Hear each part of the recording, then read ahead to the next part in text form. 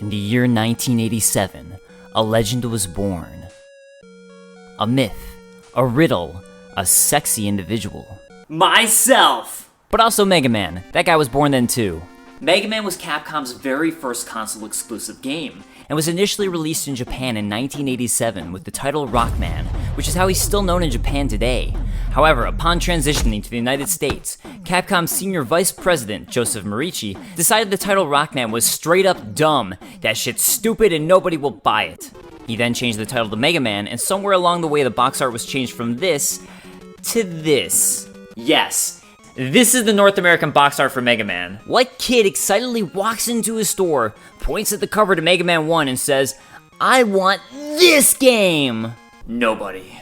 Nobody does. In fact, as monumental and well known as Mega Man now is, the first game didn't actually sell very well. But despite its rocky start, Mega Man went on to become one of Capcom's flagship titles, and personally, few games had an effect on me quite like Mega Man. But what made the game so special, and how did it get over its rough beginning? I don't know. Watch and find out. Mega Man 1 starts with no flares, no music, and no nothing. Just a simple title screen there for your pleasure. And if the cover didn't convince you to play the game, this probably won't either. Upon pressing start, you're greeted with Mega Man's first revolutionary feature, the option to choose the order in which you progress through the game. Up until this point, every platform game forced you to play through a linear progression of levels. But not Mega Man! Nuh-uh. In Mega Man, you can choose from a variety of stages, and until reaching Wily's castle, proceed in whatever order you like. Non-linear perfection. This in turn made subsequent playthroughs more fun. You could say, "Hey, I'm in the mood for Iceman's level," start playing it, and immediately remember why you hate it so much. But that's no big deal. Iceman's level sucks, so fine, you play a different level instead, like Cutman's stage. I mean, hell, that's where your cursor starts anyways, so it's probably the stage most people ended up playing first. One thing Mega Man does right is in its platforming. Mega Man can shoot his enemies or jump out of the way, and that's it. Yet as simple as it is, this simplicity is part of what makes the game so appealing. In fact, the team initially thought about adding a duck mechanic, but decided it was too complicated to decide when this would be required. You'll make your way through spikes, which will instantly kill you upon touching them, as you eventually find Pac-Man? You'll eventually reach the end of the level, where you'll find these giant suction cup one-eyed robots. As weird as it is, the suction noises they make always reminded me of a turkey as a kid, so I always called these guys the turkey robots. Beyond the turkey robot, you'll fight off against your first robot master, Cutman. It turns out the scientist Dr. Light worked to create various robots to help mankind by doing difficult and monotonous tasks.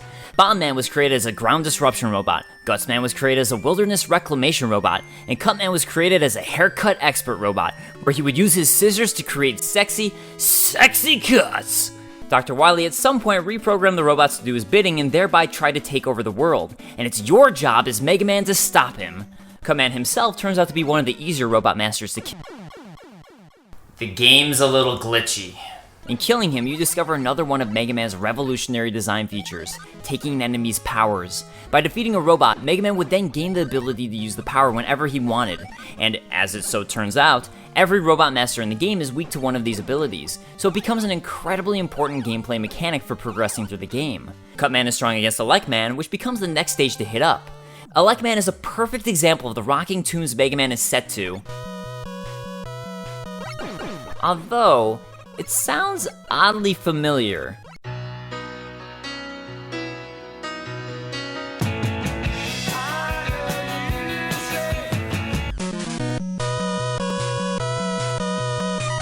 I can't put my finger on it though. Must be my imagination. As you make your way through the level, you'll find an item which you just can't reach. As it turns out, you need this item! It's not just helpful, you need it. And the only way to get this item is with yet another boss's ability, Gutsman. So screw it! Let's rewind and go back to Gutsman. Gutsman's stage is fairly short, but it's also the stage that immediately tests out your platforming skills and introduces you to yet another well-known aspect of Mega Man 1. It's fucking hard! You see, this single portion, this conveyor belt of death, was enough to cause people to quit the game on its own. But in making it through this portion and defeating Gutsman, you gain his ability, return to Elecman, and unlock the ability to create your own platforms. Naturally, Elecman is strong against Iceman. Because electricity's always strong against ice. So it's on to Iceman, who... So it's on to Bomb Man, one of my favorite stages in the game. Bomb Man's stage is filled with a Jetsonian-style background of bomb-shaped pillars and more of Mega Man's incredible music. He's one of the easier bosses in the game, but this stage is just fun to tackle. With 2 Robot Masters left, we finally return to Iceman. Iceman's stage is covered in frozen palm trees in the background, which is actually pretty cool when you ponder what the backstory must have been. Did Iceman end up heading to Los Angeles and the beaches of Santa Monica where he turned it into a debilitating Arctic wasteland filled with flying penguins? Probably not. Eventually, you reach a number of disappearing blocks you have to jump across and perfectly time out, which, how close to the edge do you have to be? Making it past the damn blocks, you reach... So it's on to Fireman's stage. Had you killed Iceman, you could have used his ability to freeze certain portions of the stage. But fuck Iceman and his stupid level. I hate it! By defeating the 6 Robot Masters, you'll reach Dr. Wily. This brow-raising mad scientist levels are the most difficult yet, and will require you to utilize all of your new abilities to reach a new set of challenging bosses, like the infamous Yellow Devil, and a staple of the Mega Man series who even showed up in Smash Bros. 4. The Yellow Devil is more tedious than anything else, with the real fear being that if you die, you'll be required to sludge through Wily's castle all over again. Which is all a pain in the ass. Except... It turns out there's an exploit you can use where if you use Man's ability and pause the game, you can then unpause to register another hit. So you can effectively cheese every boss in the game. You can even cheese the final boss himself, Dr. Wily. Beating the game, fans of the series will hear a familiar tune. And eventually, you'll finally meet Dr. Light and roll for the first time in the game. Mega Man 1 itself stands up as a great platforming experience with tight controls and a fun rock, paper, scissors boss design, but what it really did was set the stage for its successor, Mega Man 2. While Mega Man 1 surpassed Capcom's expectations with sales, it still didn't perform well enough for them to be fully confident in a sequel. In order for Capcom to agree to the creation of Mega Man 2, the team agreed to work on the game in their spare time while simultaneously creating 2 additional games for Capcom, Legendary Wings and Professional Baseball Murder Mystery. Yes, this is a real game. What resulted from this labor of love was pure dynamite. Mega Man 2 took the formula from the original Mega Man and improved in every conceivable way.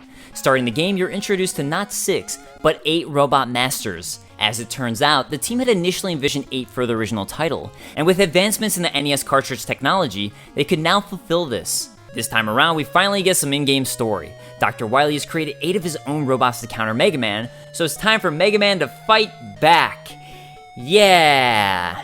Every stage in this game is memorable in its own right. Flashman's stage will have you slipping around on its icy-styled surface as the game attempts to give you a seizure. This stage also bolsters an E-Tank, the first time it would appear in the series. These little blue energy tanks completely restored Mega Man's health, yet you were limited to only carrying a total of 4. Airman's stage sent you into the sky, having you fight off against Zeus wannabe robots and jumping through clouds as you made your way to a robot whose weapon is a giant fan.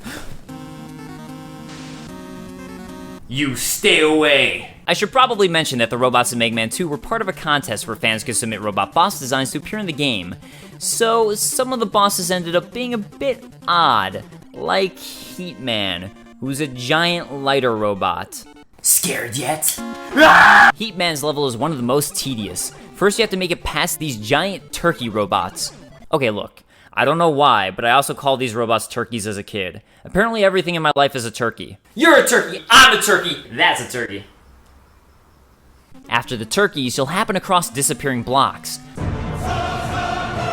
But this time, over lava! Yeah. Fuck that noise! Of course, He-Man stage isn't the only area with instant death traps. No game would be complete without laser beams shooting out at you to one-hit kill you, courtesy Quickman. As the name implies, his stage revolves around you needing to speed your way through a series of obstacles without getting nailed by one of these instant death beams. It'll test your determination, skill, and who am I kidding? You can just use Flashman's ability to pause everything and easily make it through unscathed.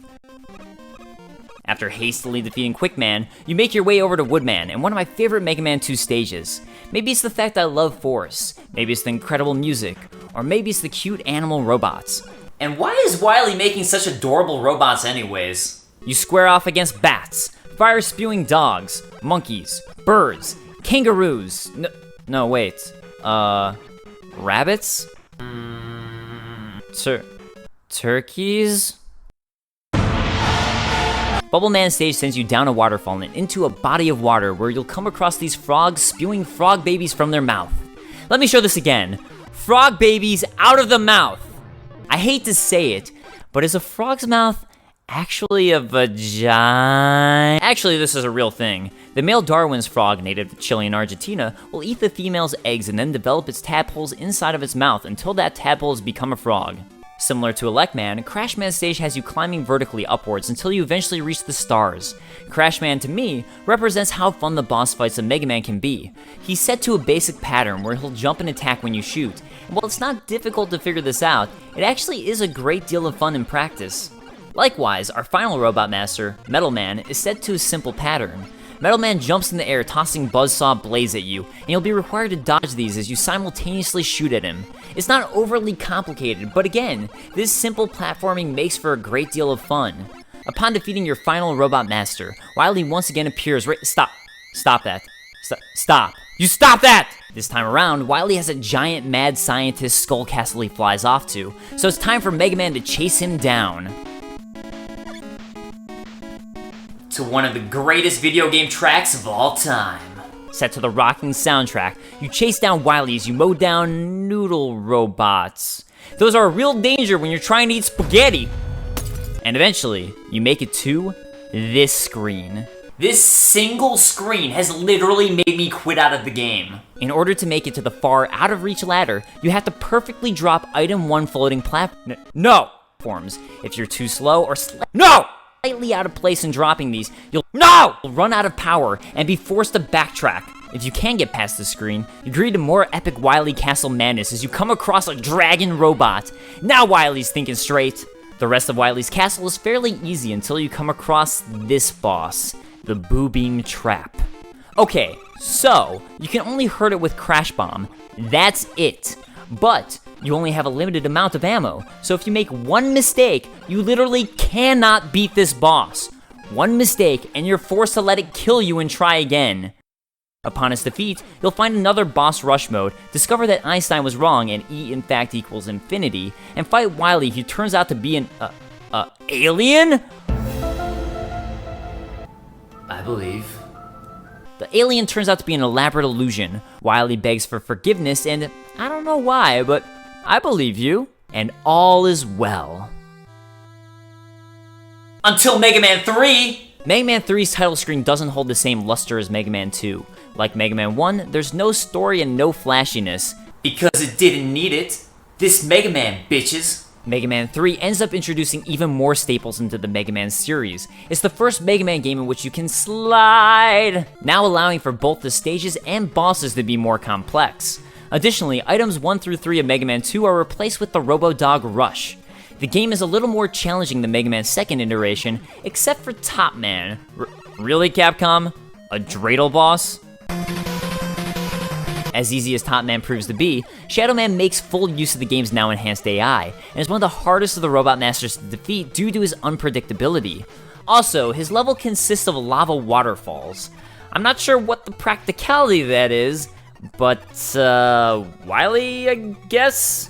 This is also one of the stages where you'll run into Breakman, a mysterious and incredibly easy robot who will typically try to injure Mega Man, though oddly enough, he'll also occasionally offer help, such as in Gemini Man stage, where he'll appear, open up a path to Gemini Man, then disappear. You little dope, you big goof. Gemini Man's level itself is an odd fusion of moon and water elements, where the enemies consist of fish eggs and a penguin machine dispenser. It's also the now mandatory seizure level. Seizure.